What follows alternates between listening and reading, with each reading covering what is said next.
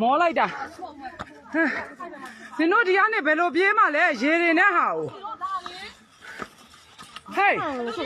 လေမောင်းနဲ့လူမရှိပါနဲ့နင်တို့ဟိုဘက်ကအဲ့မှာဟိုဘက်ကရဲနဲ့တွေ့မှာအောက်မှာပဲနေနေမှာပဲမဒီစကားအောက်မှာပဲနေနေအဲ့ဒီကန်းကူးသေးနဲ့နော်ကန်ကူလိုက်ဟိုဘက်ကမှာစစ်သားပလေခိုင်းစစ်သားဖမ်းမှာအဲ့ဒါအကုန်လုံးဂျေတဲ့အောင်နေရမယ်ရောက်ပါလေ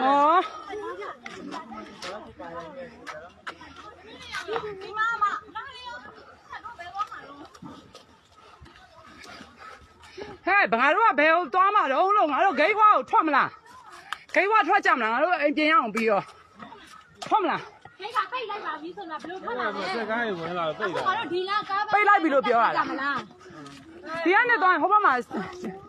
ထိုင်းစစ်သားတွေရှိတယ်လေကန်းဘက်ကကတ်သွားမှလေဒီလိုမျိုးကတ်သွားရင်ဘယ်လိုသွားဘယ်ကိုရောက်ရောက်ပါပြီ